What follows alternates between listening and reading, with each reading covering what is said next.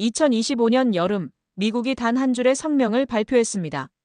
방위비를 증액하지 않으면 주한미군을 철수하겠다. 몇 시간 뒤 그들은 조용히 입을 다물었습니다. 왜였을까요? 그 소식을 들은 저는 한동안 화면 앞에서 움직이지 못했습니다. 뉴스 속 앵커의 목소리는 차분했지만 자막 속 글자는 묵직하게 내려앉았습니다. 한미 동맹이 흔들릴 거라 모두가 생각했죠. 20대 초반 미군 부대 근처에서 아르바이트를 하던 시절이 떠올랐습니다. 그때는 미군이 곧 안전이라고 믿었으니까요. 그런데 지금 미군 철수라는 말이 이렇게 차분하게 흘러나올 줄은 상상도 못했습니다. 혹시 이 이야기가 조금이라도 가슴에 와닿으셨다면 좋아요 한 번만 눌러주세요. 구독해주시면 잊힌 이야기들을 계속 전해드릴 수 있습니다. 그날 오후 한국의 주요 언론사들은 일제히 속보를 내보냈습니다. 하지만 정작 청와대는 침묵했습니다. 국방부는 예정된 브리핑을 진행했지만 기자들의 질문에 검토 중이라는 답변만 반복했죠. 저는 그 침묵이 이상했습니다. 평소 같으면 즉각 대응 성명이 나왔을 텐데 왜 조용했을까요? 마치 이미 준비된 시나리오가 있는 것처럼 보였습니다. 그 순간 제 휴대폰에 메시지가 쏟아지기 시작했습니다. 미군 부대에서 복무 중인 친구들에게서였죠. 뭔가 심상치 않다. 오늘은 뉴스 꼭 봐. 분위기가 이상하다. 그 짧은 문장 속에 담긴 긴장감은 휴대폰 화면 너머로도 느껴졌습니다. 평소에 군사 얘기를 별로 안 하던 친구까지 연락을 해왔으니까요. 저는 그때부터 뭔가 다르다는 걸 느꼈습니다. 이건 단순한 외교적 수사가 아니었어요. 뭔가 근본적인 변화가 일어나고 있었습니다. 그날 저녁 저는 오랜만에 아버지께 전화를 드렸습니다. 베트남 전쟁에 참전하셨던 아버지는 평소에도 군사 뉴스에 관심이 많으셨거든요.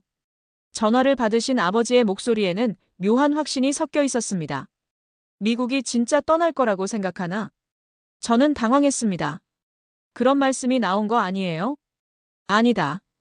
우리가 어떤 나라인지 모르고 하는 소리야. 70년 동안 이 땅에서 함께 살아온 사람들이 하루아침에 떠날 거라고. 아버지의 말씀을 들으며 저는 문득 어릴 때 일이 떠올랐습니다. 초등학교 때 용산 미군 기지 근처를 지나다가 본 거대한 철조망과 그 너머의 이국적인 풍경들. 그때는 그게 당연한 일상이었습니다. 하지만 지금 생각해보니 70년이라는 시간이 정말 길더군요. 아버지 세대에게는 미군이 떠난다는 것이 단순히 안보의 문제가 아니라 삶의 터전 자체가 바뀌는 일이었을 겁니다. 그러면 정말 우리 힘으로만 나라를 지킬 수 있다는 거예요? 아버지는 잠시 침묵하시더니 말씀하셨습니다. 글쎄다. 하지만 이제는 그럴 때가 온 것 같기도 하고. 오후 3시, 미 국방부는 예정된 브리핑을 갑작스럽게 취소했습니다. 이유를 묻는 기자들의 질문에 대답은 돌아오지 않았습니다. 대신 워싱턴 내부에서는 이상한 소문이 돌기 시작했습니다. 한국의 군사 배치도를 본 순간 회의실이 조용해졌다. 저는 그 장면을 상상했습니다. 거대한 스크린에 펼쳐진 한반도 지도, 그리고 그 위를 가득 메운 수많은 작은 점들. 미국의 분석관들이 보고 있던 건 무엇이었을까요? 그들을 침묵하게 만든 그 데이터의 정체는 무엇이었을까요? 나중에 알려진 바로는 그날 미국이 검토한 자료는 단순한 군사 배치도가 아니었습니다. 한국이 지난 10년간 조용히 구축해온 통합방어망의 전체 청사진이었죠.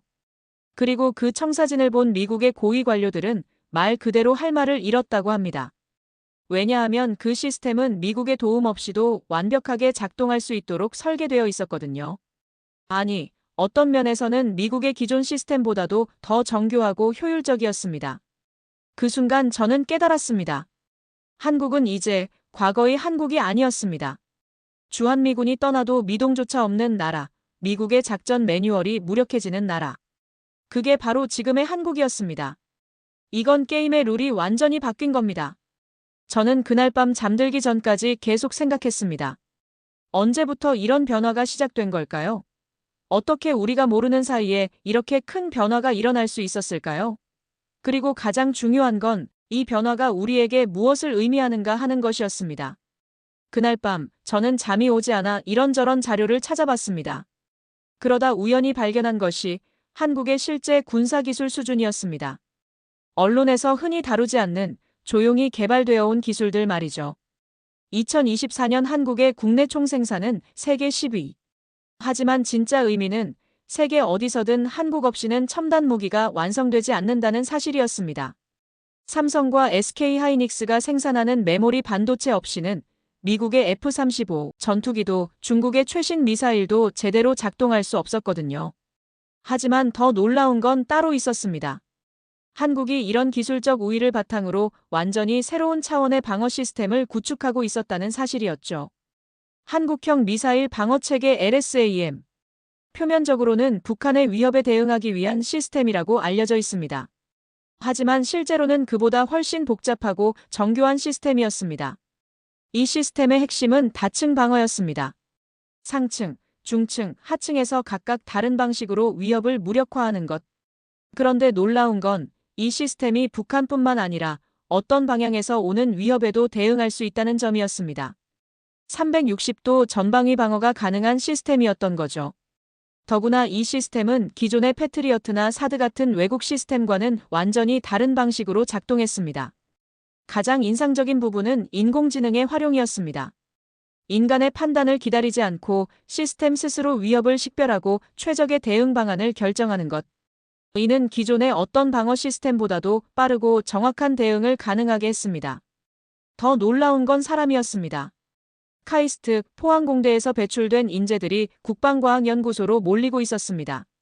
실리콘밸리에서 일하던 엔지니어들이 하나둘 귀국하고 있었고 그들이 가져온 기술은 한국의 국방력을 완전히 다른 차원으로 끌어올렸습니다. 저는 그중 한 명을 알고 있었습니다. 대학 후배였던 김 박사는 구글에서 10년간 일하다가 2023년에 귀국했습니다. 그가 개발한 인공지능 기반 위협 탐지 시스템은 기존의 레이더 시스템을 완전히 뛰어넘는 성능을 보여주고 있었습니다. 형, 이제 한국도 진짜 다르다니까요. 미국에서 못 해본 걸 여기서 다 해보고 있어요. 김 박사의 말에는 자부심이 가득했습니다. 그리고 그 자부심 뒤에는 조용히 쌓아온 실력이 있었습니다. 한국의 젊은 엔지니어들이 만들어낸 기술 수준은 이미 세계 최고 수준에 도달해 있었습니다. 반도체에서 시작된 기술력이 이제는 국방 분야까지 확장된 것이죠. 특히 인상적이었던 건 이들이 단순히 기존 기술을 모방하는 것이 아니라 완전히 새로운 패러다임을 만들어내고 있다는 점이었습니다. 서구의 기술을 따라가는 것이 아니라 오히려 앞서가는 기술을 개발하고 있었던 거죠. KAI, 한화시스템, LIG넥스원 등 한국의 방산 업체들이 개발한 무기들은 이미 세계 여러 나라에서 사용되고 있었습니다. 특히 중동 지역에서 한국산 무기에 대한 선호도가 높아지고 있었죠. 2024년 기준 한국의 방산 수출은 170억 달러를 돌파했습니다. 이는 세계 4위 수준이었죠. 하지만 단순한 숫자보다 더 중요한 건 이것이 기술적 독립을 의미한다는 점이었습니다. 한국이 더 이상 무기를 수입에만 의존하지 않고 스스로 생산하고 심지어 수출까지 할 수 있는 나라가 된 것이었습니다. 특히 KF-21 보람의 전투기의 성공은 상징적이었습니다. 순수 국내 기술로 개발된 이 전투기는 한국이 더 이상 항공, 우주 분야에서도 후진국이 아님을 보여주는 증거였습니다. 폴란드에 수출된 K2 흑표 전차, 노르웨이에 수출된 K9 천둥 자주포. 이런 성과들은 한국의 기술력이 세계적 수준에 도달했음을 보여주는 증거들이었습니다. 하지만 진짜 놀라운 건 공개되지 않은 기술들이었습니다. 한국이 개발한 기술 중 가장 놀라운 것은 통합 지휘 통제 시스템이었습니다.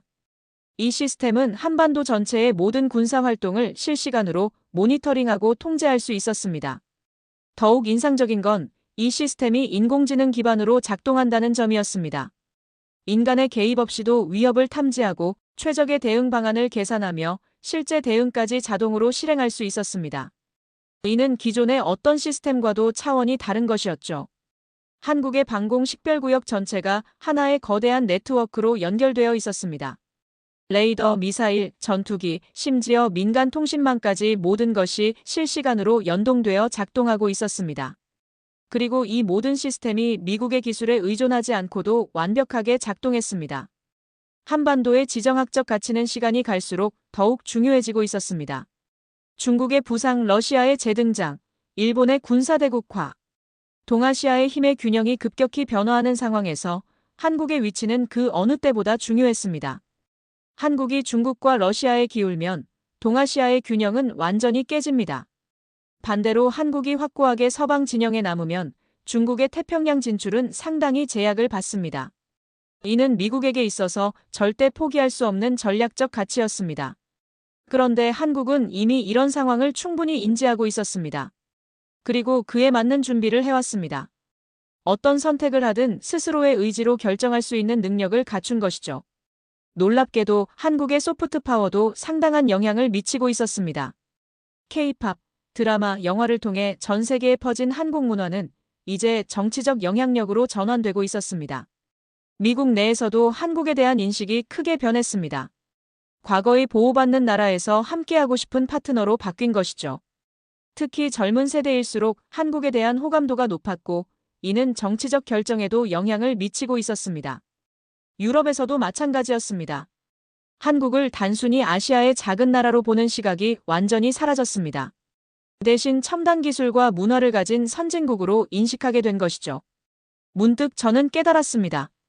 한국이 가진 힘은 단순히 군사력이나 경제력만이 아니었습니다.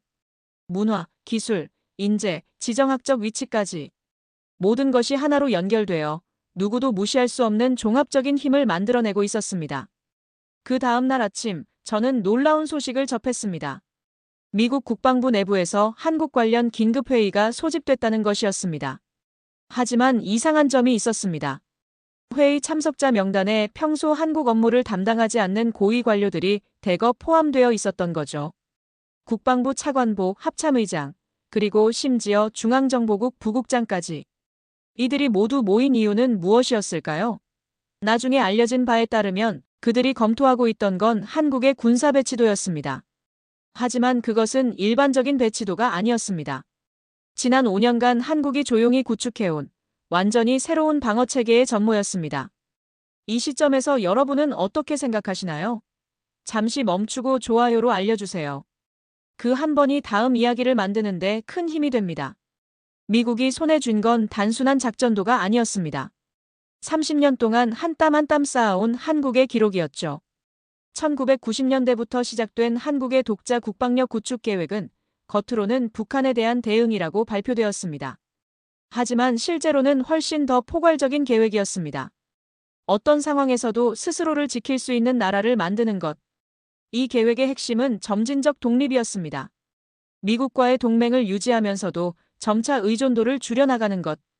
그리고 언젠가는 완전히 독립적으로 작동할 수 있는 시스템을 구축하는 것이었습니다. 이 계획이 얼마나 치밀했는지는 놀라울 정도였습니다.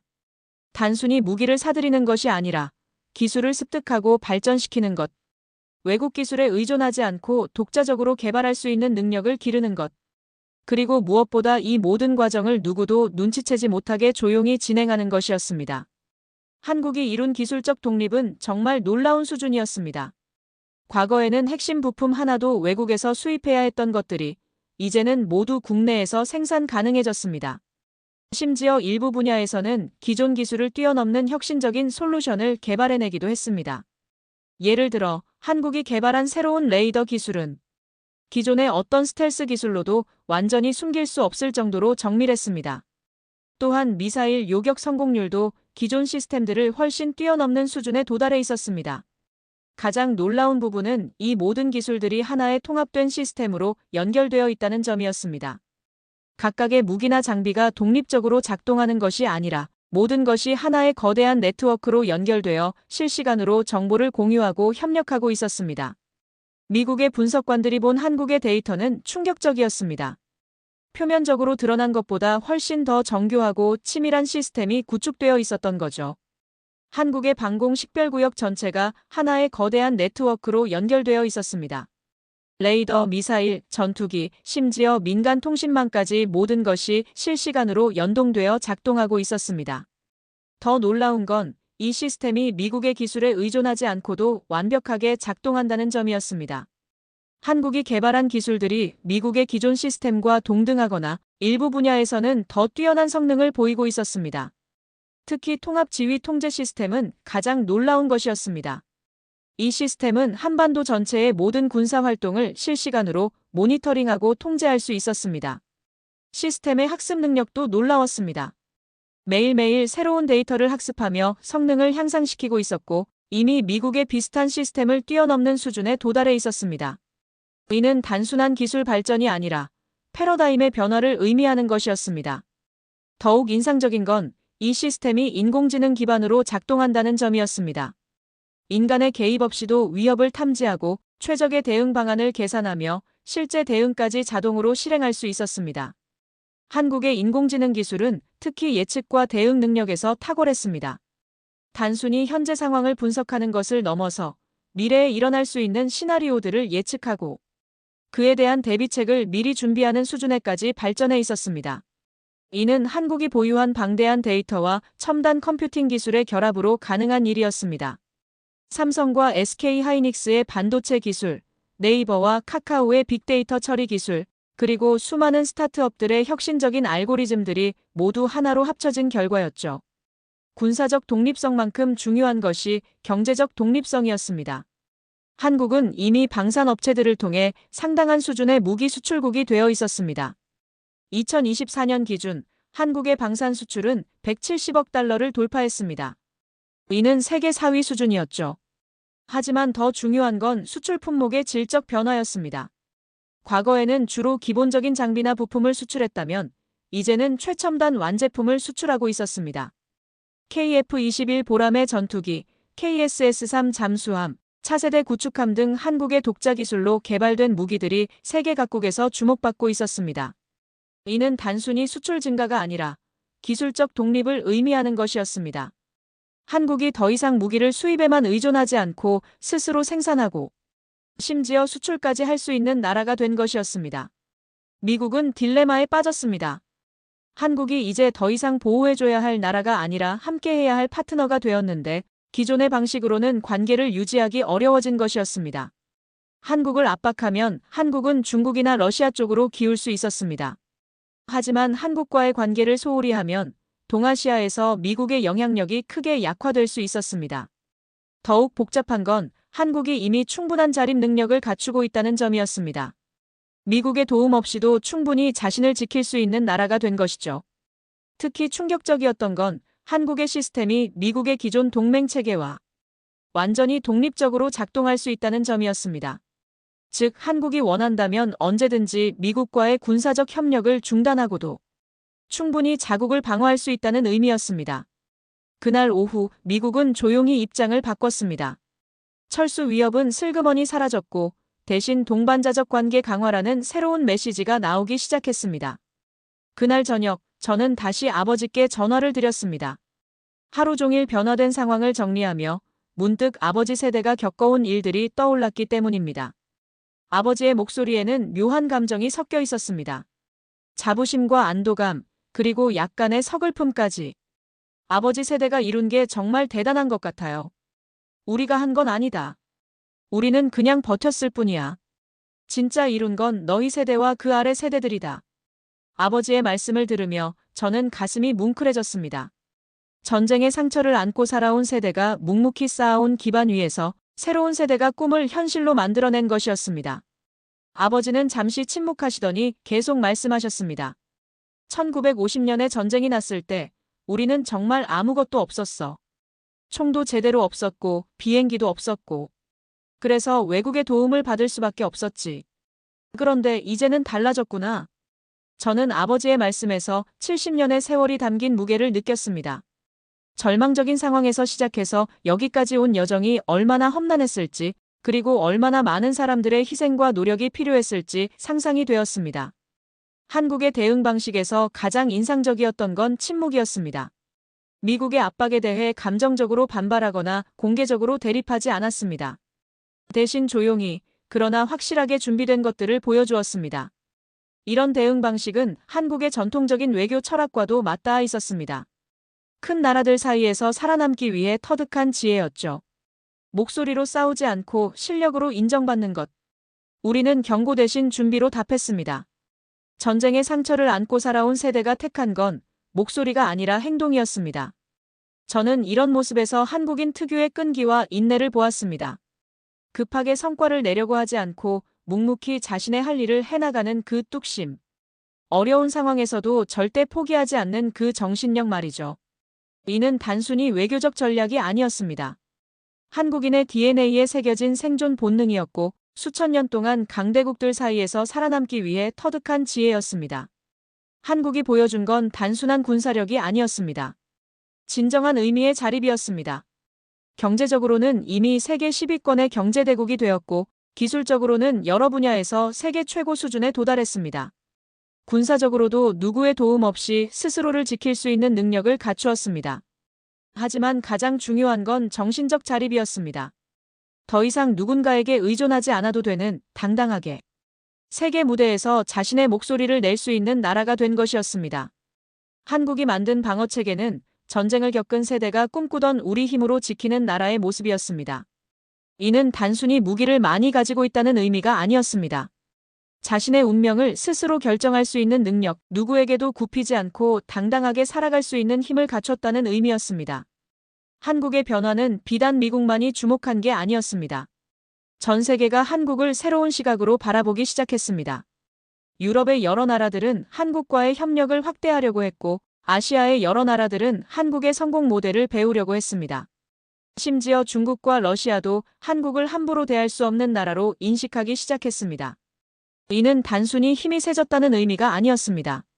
한국이 세계 평화와 안정에 기여할 수 있는 책임감 있는 나라로 인정받기 시작했다는 의미였습니다.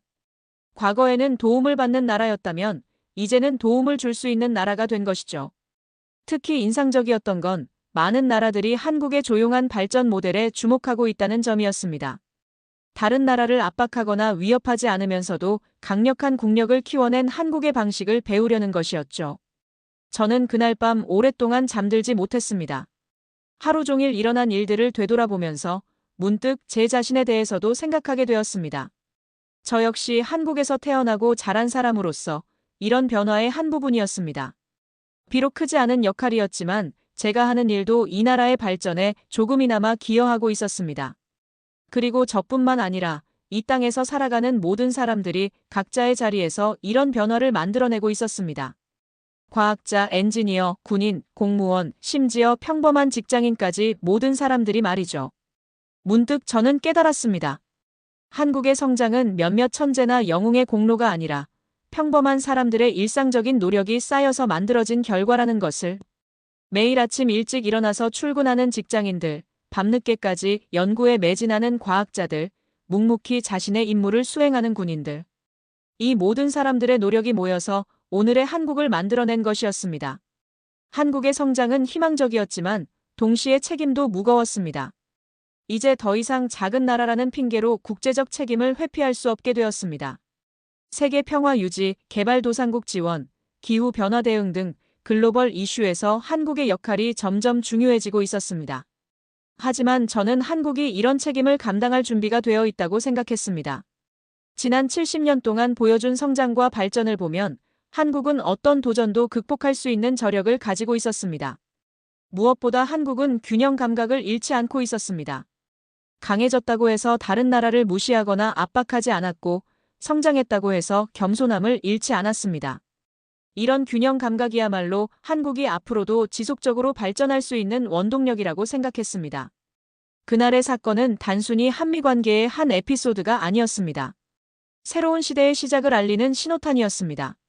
앞으로 한국은 더 이상 누군가의 영향권에 속한 나라가 아니라 스스로의 길을 개척해 나가는 독립적인 나라가 될 것이었습니다. 그리고 그 과정에서 세계 평화와 번영에 기여하는 책임감 있는 나라가 될 것이었습니다. 저는 그런 미래를 상상하며 가슴이 뜨거워졌습니다. 우리가 살고 있는 이 시대가 한국 역사상 가장 빛나는 시기 중 하나가 될 것 같았습니다. 그리고 우리 모두가 그 역사의 산증인이자 주역이라는 생각에 자부심을 느꼈습니다. 그 다음 주, 저는 우연한 기회에 놀라운 사실을 알게 되었습니다. 국방부에서 일하는 대학 선배를 만나게 된 것이었습니다. 선배는 잠시 망설이다가 조용히 말했습니다. 사실 우리도 놀랐어. 미국이 그렇게 빨리 물러설 줄은 몰랐거든. 그런데 나중에 알고 보니 그들이 본 게 우리가 생각했던 것보다 훨씬 더 충격적이었나 봐. 뭘 봤는데? 우리가 지난 10년간 구축한 시스템의 전모야. 그들이 상상했던 것보다 훨씬 더 완성도가 높았던 거지. 선배의 말에 따르면 한국이 구축한 방어 시스템은 미국의 예상을 완전히 뛰어넘는 수준이었습니다. 단순히 북한에 대한 방어가 아니라 모든 방향에서 오는 위협에 대응할 수 있는 시스템이었던 것이죠. 더욱 놀라운 건 이 시스템이 미국의 시스템과 연동되지 않아도 완벽하게 작동한다는 점이었습니다. 그러면 이제 정말 우리 힘으로만 나라를 지킬 수 있다는 거야? 이론적으로는 그래. 물론 미국과 함께하는 게 더 좋겠지만 혼자서도 충분히 가능해. 선배와의 대화를 마치고 돌아오는 길에 저는 문득 가슴이 벅차올랐습니다. 드디어 한국이 진정한 의미의 독립국가가 된 것이었습니다. 그들이 본 건 단순한 데이터가 아니었습니다. 수천만의 하루, 수십 년의 시간, 그리고 버텨온 세대의 숨결이었습니다. 그 무게 앞에서 미국조차 말을 잃었습니다. 한국이 준비해온 것은 단순한 무기가 아니라 절대 굴복하지 않겠다는 의지였습니다. 전쟁의 폐허에서 일어선 민족의 자존심이었습니다. 저는 그 순간 깨달았습니다. 이 모든 변화가 어디서 시작되었는지를. 1950년 전쟁의 잿더미에서, 1960년대의 절대 가난에서, 1970년대의 독재 정권 아래서도 포기하지 않았던 사람들의 의지에서 시작된 것이었습니다. 여러분도 이런 변화의 의미를 느끼고 계시나요? 좋아요를 눌러서 여러분의 마음을 전해주시고 구독해주시면 이런 소중한 순간들을 계속 나눌 수 있습니다. 한국이 지켜낸 건 단순히 영토가 아니었습니다. 꿈이었습니다.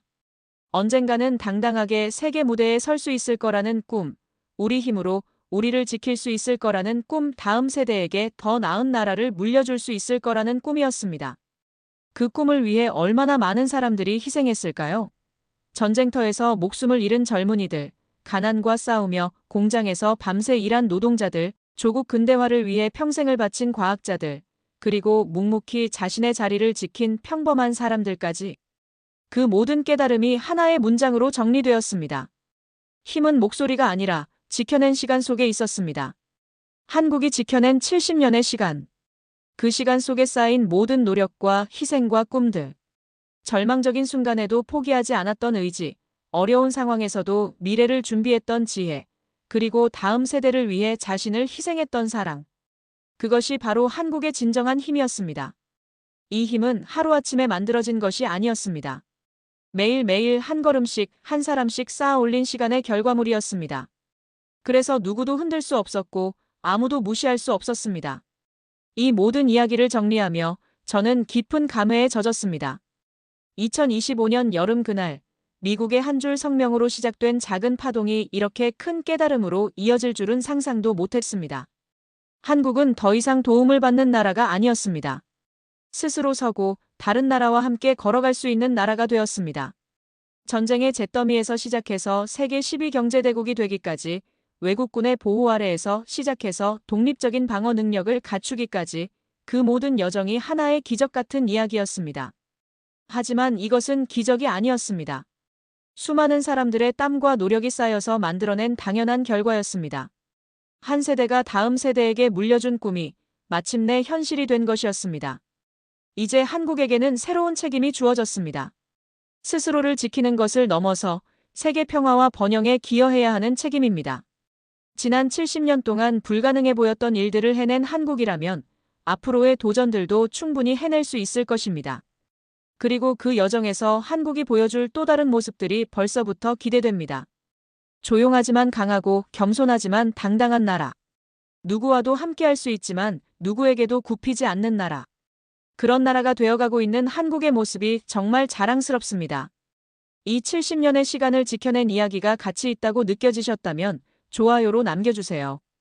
그리고 구독하시면 다음엔 더 깊고 진한 이야기를 전해드리겠습니다. 여러분도 이런 변화를 느끼고 계시나요? 댓글로 여러분만의 이야기도 나눠주시면 감사하겠습니다. 긴 이야기를 끝까지 들어주셔서 감사합니다.